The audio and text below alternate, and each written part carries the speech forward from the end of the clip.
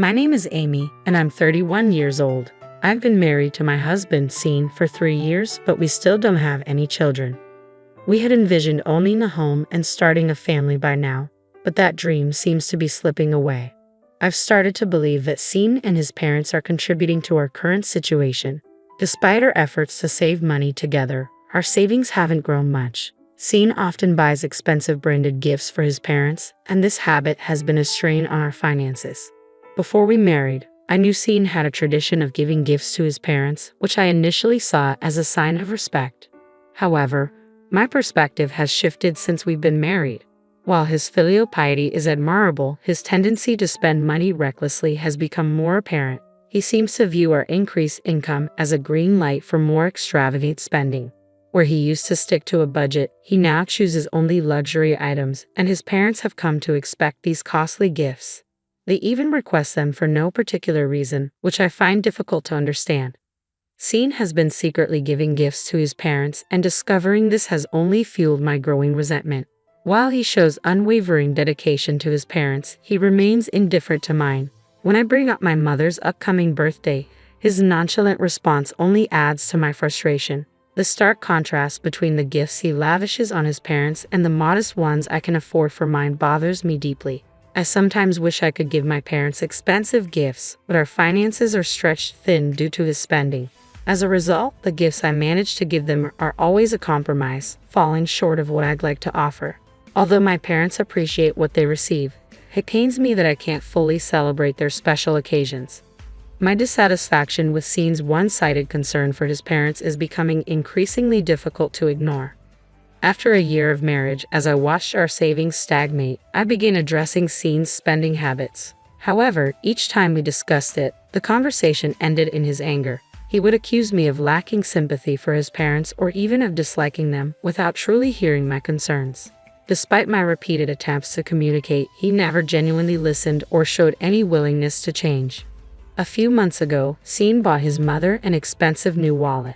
When I confronted him about it, he defended the purchase by claiming her old wallet was worn out. But I knew the old wallet was one he had given her just a year earlier, and it didn't look worn to me. Realizing that my words weren't getting through to him, I decided to approach his parents directly. Considering our future, I felt it was crucial to address the issue directly with Scene's parents. With Scene present, I began by showing them the balance of our joint account. I pointed out how little our savings had grown since we got married, despite both of us working. As you can see, I said, we've hardly increased our savings since we began, even though we both contribute to the household income. My in-laws examined the bank statement with unreadable expressions while Scene appeared visibly displeased. Undeterred, I turned to him and asked Scene, "Do you remember the promise we made when we got married? We agreed to save money to build the house and start a family, right?" He seemed to have a moment of realization and nodded, looking guilty. To get to the bottom of the issue, I pressed Scene further. "Then why aren't you cooperating? Are you saying you don't want to build a house or have children?" He shook his head vigorously, clearly disagreeing with that notion. Just as I was about to continue, my mother-in-law interrupted. "Oh, so we're talking about building a house now. That sounds wonderful. I'd like our room to be in a sunny spot." My father-in-law quickly added, "Yes, we definitely need more space for our things. 2 rooms would be ideal." I was taken aback by this unexpected response. Seizing the moment, Scene became enthusiastic about the idea. "All right, then let's make it 2 rooms. One for visits and another for storing clothes and belongings." Annoyed by their enthusiasm, I cut in, "If we're adding 2 more rooms, that will increase our costs significantly. Therefore, we'll need to avoid any expensive gifts until the loan is paid off." My mother-in-law quickly backpedaled. "Oh, it was just a joke. We rarely stay over at Scene's place anyway, right?" My father-in-law chimed in, "Exactly." Maintaining a smile, I firmly reiterated a decision I had made previously. "I see it was a joke. However, for the sake of our future household and children, we'll need to limit gifts to birthdays and anniversaries only." Scene immediately protested, "That's not fair to Mom and Dad." I had anticipated his reaction and responded with a look of disdain. "Then your pocket money will be entirely cut off.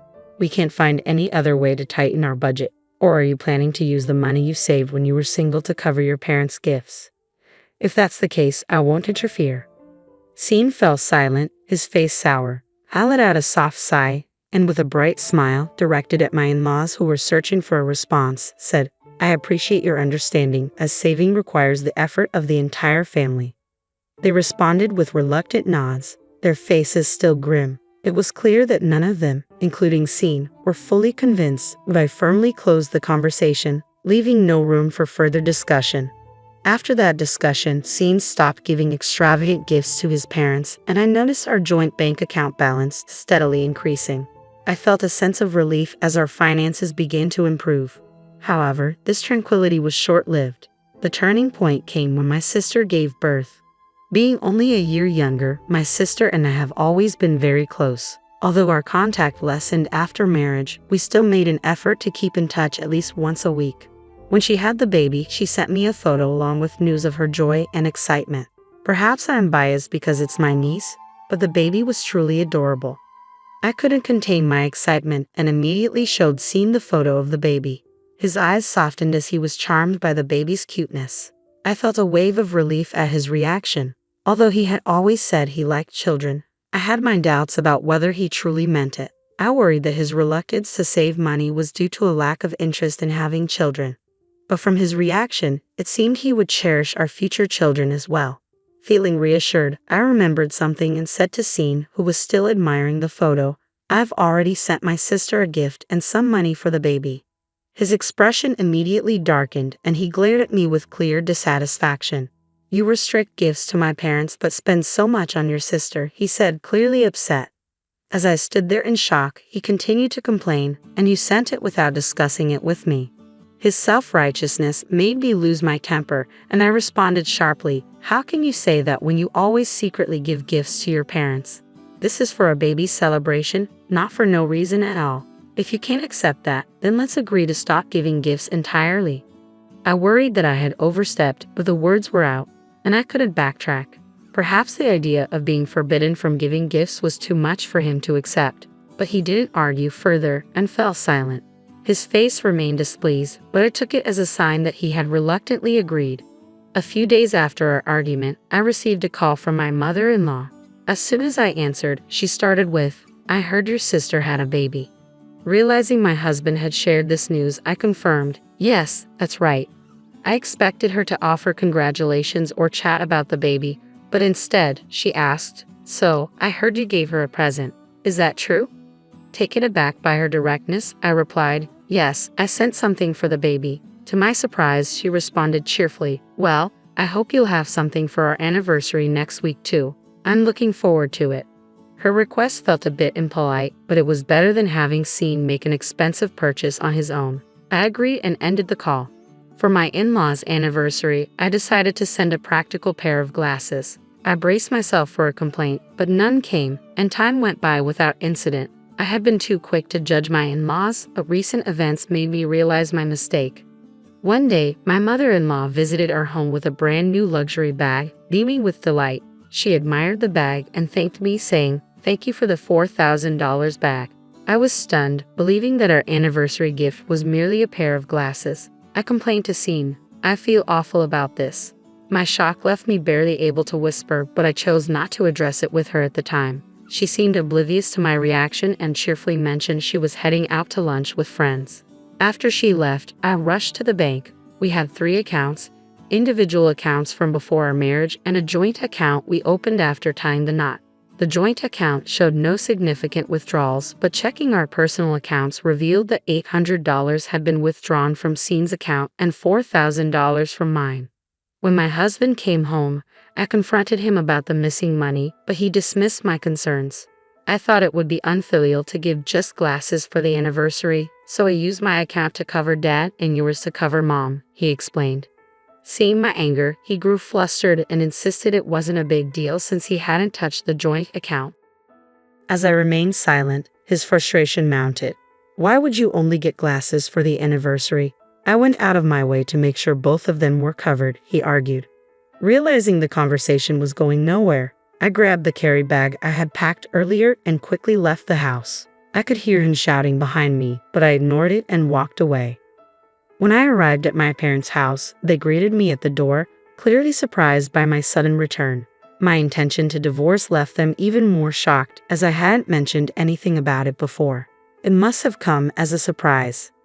I explained the deep differences in values and thinking between my husband, his parents, and myself, detailing the recent incident with the luxury bag. I shared how my fear of my assets being misused led me to decide on divorce. My parents listened, understood, and supported my decision. Since I had already prepared for the divorce, filing the petition and arranging for a lawyer was straightforward.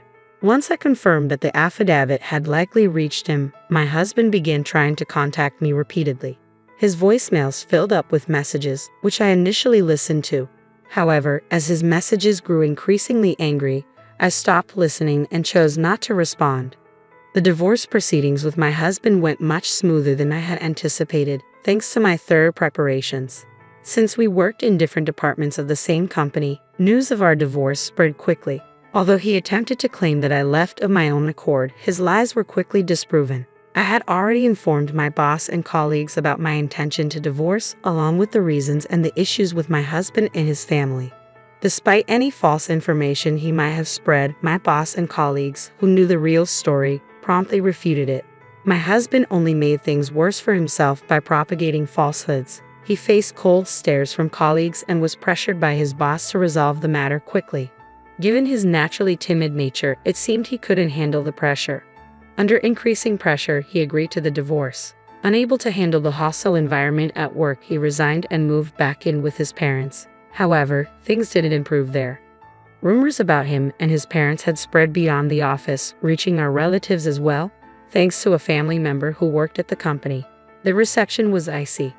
Returning to his parents' home only further damaged his reputation. The neighborhood viewed him as someone who had been abandoned by his wife, and his parents, known for flaunting their luxury and looking down on others, only worsened the situation. Although the exact source of the leaks was unclear, the rumors circulated quickly. Facing disapproval and cold stares from those around them, my ex-husband and his parents lost their former arrogance and became notably subdued.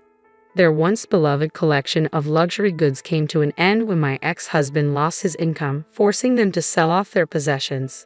A relative who used to work with us informed me that the relationship between my ex-husband and his parents had become frosty, filled with mutual blame. I felt indifferent to this news. They had become irrelevant to me after our separation. I've been living stress-free and enjoying each day. The steady increase in my bank account, now that I'm no longer burdened with saving, brings me great joy. My enthusiasm for work has returned. Previously, my earnings were drained by gifts for my in-laws, which was disheartening. But that's no longer an issue. I've also been able to give my parents the gifts I truly wanted to, something I couldn't afford before. They initially said that what they had received was enough, but once I explained it was for my personal satisfaction, they happily accepted. Seeing their reaction lifted the guilt I had felt. As for love, I plan to take a break, but if the opportunity for remarriage arises, I hope to apply the lessons I've learned from these experiences.